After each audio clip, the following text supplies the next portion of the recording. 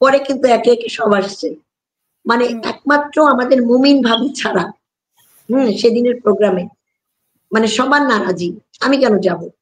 গেলাম যখন, আমার হাজবেন্ডের 3 পাতা ডেথ সার্টিফিকেট আটকে দিল, ওটা ক্লিয়ারেন্স নাই, কাগজ কলমে লেখা ওটা ক্লিয়ারেন্স নাই, কিন্তু ভিকটিম অফিসারদের এত এত মোটা ফাইল, ওনাদের একটা পেজও দেখলো না, ওগুলো ভিতরে কিন্তু ঢুকলো, কিন্তু আমার ওই 3 পাতার ক্লিয়ারেন্স ছিল না।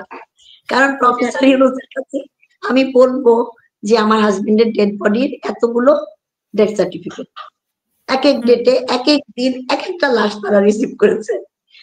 যাই হোক, নাসির ভাই পর্যায়ে বলে দিলেন, বলার পর আসিফ নজরুল আর রিজওয়ানা 2 উপদেষ্টার কথা বলি, ওনারা একটু পর পর বলে রাকিনকে দেখিয়ে ওই সবচেয়ে বড় ভিকটিম, ওই সবচেয়ে বড় ভিকটিম।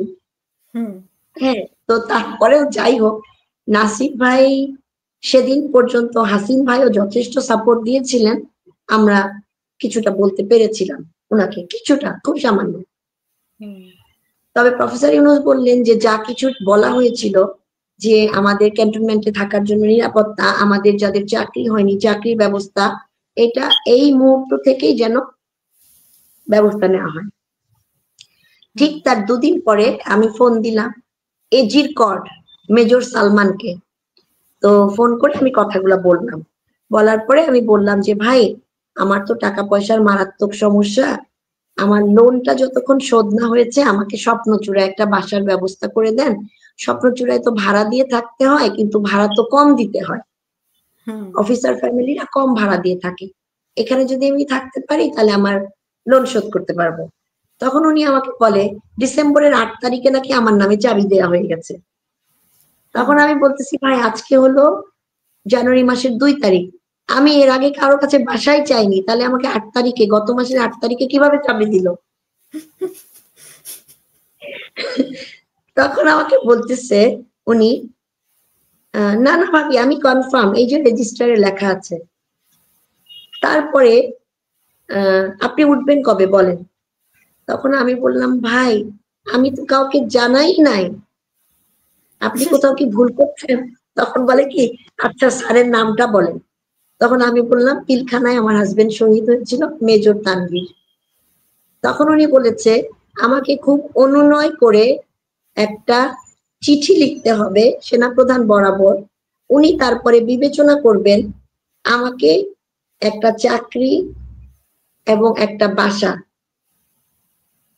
মানে টেম্পোরারি বেসিসে দেওয়া যায় কি না। এই হচ্ছে আমার 24 সাল পর্যন্ত ঘটনা। আর 25 সালে তো ঘটনাই ঘটনা, প্রত্যেক দিন ঘটনা। এই গত 16 মাসে 8 বার গাড়ি অ্যাক্সিডেন্ট করেছি, রাস্তা পার হতে গিয়ে না, ফুটপাতে দাঁড়িয়ে আছি, গাড়ি এসে আমার উপরে উঠে যায়। তার মানে তো আপনাকে মেরে ফেলার চেষ্টা, মানে আপনাকে বাঁচিয়ে রাখলে আপনি আরো কি কি বলে ফেলেন। এক হিন্দি ভাষার কথা বলেই তো আপনি অনেক নির্যাতনের শিকার হয়েছেন, শেষ পর্যন্ত হিন্দি ভাষাতে শিক্ষিত হলো। আর দেখেন আমি এখানেও সমস্যা আছে, আমার সাথে সবার সমস্যা, মাঝে মাঝে মনে হয় আমিই সমস্যা। কারণ 8 বার আমি বেঁচে আসলেন কিভাবে, মানে 8 বার বেঁচে আসলেন কিভাবে গাড়ি? এটাই তো একটা প্রশ্ন যে 8 বার আমি কেন বাঁচলাম রে বাবা, এটাও তো একটা বড় প্রশ্ন আমার নিজের কাছে, প্রশ্ন যে ঘটনাটা কি, আমি বাঁচলাম কেন? প্রতিবারই আমি আঘাত পেয়েছি আপু, আমি মারাত্মক আঘাত পেয়েছি, কিন্তু সিরিয়াস কিছু হয়নি, সাথে সাথে সিএমএইচে গেছি, হ্যাঁ এতটুকুই। বা মানে এত এখানে ক্ষোভ কেন, এমআইএম যে আছে। আপনার উপরে এত ক্ষোভ কেন যে আপনাকে আপু আমি হিন্দি শুনেছি, আমার হ্যালুসিনেশন থাকলেও আমি হিন্দি বলি, হ্যালুসিনেশন না থাকলেও আমি হিন্দির কথা বলি, আমাকে তো ঠিক করা যাচ্ছে না। আর মুজিব ভাবির তো কথাই যে দেখেছেন তো ওনারা তো, উনি আজম ভাবি তারপরে বুশরা এরা তো বলছে যে হিন্দি কথা তো ওরা শুনেনি, ওনারা তো কেউ শুনতে পায়নি, এরা বললেই হইলো। মজার ব্যাপার হচ্ছে ওনারা কনস্পিরেসি করতে করতে এগুলো সামনেই বলে ফেলছে এখন। তো এখন যে কমিশন রিপোর্ট দিল কয়জন ভারতীয়র ব্যাপারে, 253 না কতজন, এবং শনাক্ত হয়েছে কয়েকজন, তো এখন ওনাদের বক্তব্য কি? আমি কিছুই জানি না আপু, আমাকে তো কমিশনে কোনোদিন ডাকেও মাঝে নাই। আপনি আমাকে বলেছিলেন লাস্ট যেদিন প্রোগ্রামে ছিলেন আপনি আমার সাথে কয়েক মাস আগে, সেদিন জি। বলেছেন যে ক্যান্টনমেন্টে মানে আপনার হাসব্যান্ডের কবর মানে আপনার কথিত যে হাসব্যান্ড কবর মানে একটা বডি দেওয়া হয়েছে সেখানে কথিত যেতেও খবর, আপনার বাধা। হ্যাঁ। সেখানে তো যেতেও বাধা এখন হয়। যদি কিরকম আমি আচরণ করা হচ্ছে? আমি আপু মন খারাপ হলে আমি কবরস্থানে খুব যাই, বিশেষ করে সন্ধ্যার দিকে যাই, যেখানে নামগুলো লেখা আছে ওখানে বসে থাকি, চলে আসি। তো কেউ হয়তো দেখে না বা বুঝে না, হুম, আর আমি তো জানি ওখানে ও নাই। আর আপনাকে আমি একটা ইম্পর্টেন্ট কথা বলতে চাচ্ছি, সেটা জি, হচ্ছে কমিশন কিন্তু আমাকে কখনো ডাকেনি। পয়েন্ট ওয়ান, আমি স্বেচ্ছায় যখন ইলিয়াস ভাই আমাকে বললেন আপনি দ্রুত ব্যবস্থা করেন, সে হলো ফাঁসির আসামি, যে কোনো ঘটনা ঘটে যেতে পারে, এই জন্য আমি প্রথমবার কমিশনে গিয়েছিলাম। সেকেন্ড ডে গেলাম, মুজিব ভাবির ইন্টারভিউতে যখন দেখলাম উনি আমার 45 থেকে 50 গজ দূরে দুদিন ধরে ফোন ব্যবহার করেছে, হুম, কিন্তু আমাকে আর কমিশনে কখনো ডাকেনি। আমাকে 17 এপ্রিলের ভিতরে লিখিত দিতে বললো, সেই লিখিত আমি জমা দিলাম হচ্ছে গত মাসে 12 তারিখে। কারণ আমি জানি আমার কথার উপরে কোনো কিছু হবে না, আমি দিয়ে হুম। কি করব? আমি পাগল, আমার ক্যারেক্টার খারাপ, আমি মিথ্যা কথা বলি, আমার হ্যালুসিনেশন হয়, এগুলাই তো আমার প্রাপ্তি।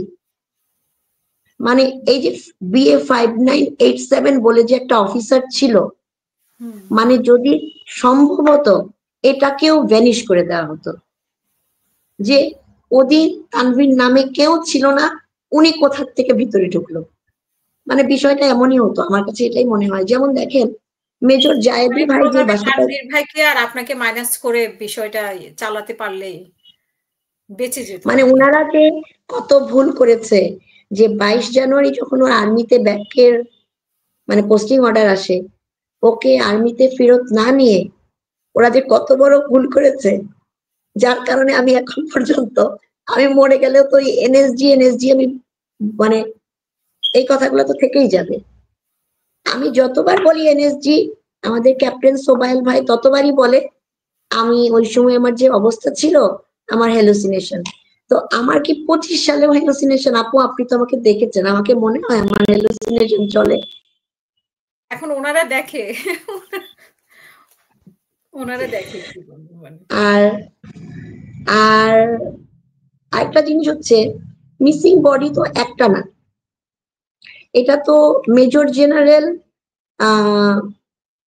গত কমিশনে যারা ছিলেন মেজর জেনারেল মতিন, উনি 5 জন আনআইডেন্টিফাই বডির কথা বলেন এবং নাম ধরে গুলজার ভাই আর আমার হাজবেন্ডের নাম বলেন।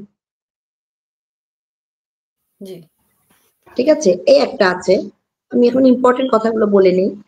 এই যে মিসিং বডির জন্য আমি ক্যান্টনমেন্টে ওয়েলফেয়ারে লেফটেন্যান্ট কর্নেল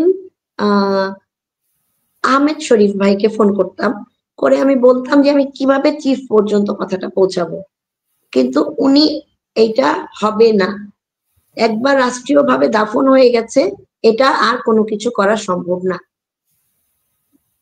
মানে আমি মরিনি, আমি রাষ্ট্রীয়ভাবে দাফন হয়ে গেছি, দাফন হয়ে গেছে। আমাকে আর থাকবো না আমি, আমি তখন তাসনুভা মাহা থেকে আরেকজন হয়ে যেতে হবে।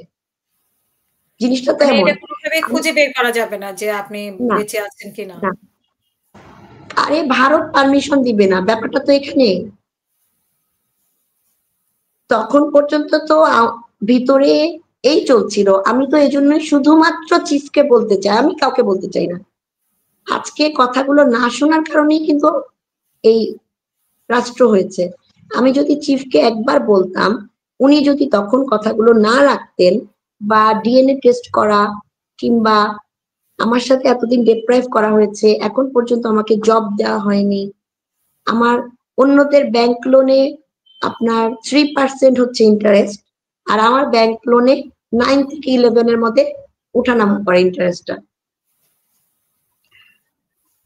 ব্যাংক লোন আমার শোধ হবে অগাস্ট মাসের 8 তারিখে 2024-এ, টাকা বাকি মাত্র 60,000, কিন্তু আমাকে জানুয়ারি ফেব্রুয়ারি মাসেই বলে এখনই টাকা দিয়ে দেন। তাহলে আপু আমি যদি নিয়ম অনুযায়ীও যাই, তাহলে তো জুন মাসের মধ্যে আমার শোধ হয়ে যায়।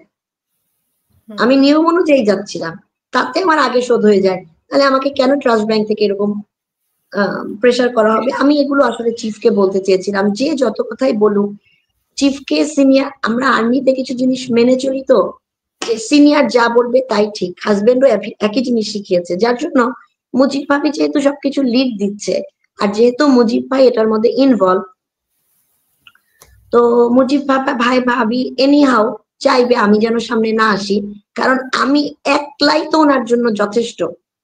আমার হাজবেন্ডকে যখন আপনার যখন নির্বাচন চলছিল, নীলফামারী ইলেকশন ডিউটিতে ওকে রুমের মধ্যে লক করে রাখা হয়েছিল। এটার জন্য ও ইলেকশন থেকে আসার পর ডিউটি শেষ করে আমাদের সেক্টর কমান্ডার কর্নেল আফতাব আর তানভীরের সাথে ঢাকা সেক্টর কমান্ডার কর্নেল মুজিবের অনেক বাকবিতন, মানে অনেক গ্যাঞ্জাম হয়েছিল। হ্যাঁ, তো এখানে তো একটা প্রশ্ন থেকে যায়। তারপরে আসাদুজ্জামান নূর এসে ব্যাটালিয়ানে ঢুকে আফতাব ভাইকে থ্রেট করে, আর আমাদের যেদিন ফেয়ারওয়েল হচ্ছিল পর্যটনে, সেখানে এসে আমাদের 2 বাচ্চা সহ, আমাকে সহ, তানভীরকে অনেক রকমের থ্রেট করে আসাদুজ্জামান নূর। অথচ উনি কিন্তু ওইবার কোনো এমপি হননি। মানে কোনোভাবে ইলেকশন ডিউটির দিন ওরা যে রুমে লক ছিল, তানভীর আর খোলাহাটি ক্যান্টনমেন্ট আর সৈয়দপুর ক্যান্টনমেন্ট থেকে আসা অফিসাররা, এই কথাটা যেন কোনোভাবে জানাজানি না হয়। আর তারপরে যদি বলি যে কর্নেল হকের কথা, উনি আমার ইন্টারভিউ কর্নেল হকের বিষয়ে আসবো, কিন্তু আসাদুজ্জামান নূরের যে নামটা এসেছে, মানে ওনার আসলে ভূমিকাটা কি ছিল তখন? আপু, আমাকে তানভীর কখনো আর্মির ইন্টারনাল বিষয় কখনোই বলে নাই। আমি যা কিছু শিখেছি এই 16 বছর ধরে শিখেছি। ও পছন্দই করতো না যে ভাবিরা এসে আর্মির মধ্যে কথা বলুক। ও পছন্দই করতো না যে আমি রানারকে দিয়ে কোনো কাজ করাই। হ্যাঁ, ও আমাকে যেভাবে গড়েছিল আমি সেরকমই ছিলাম। জি।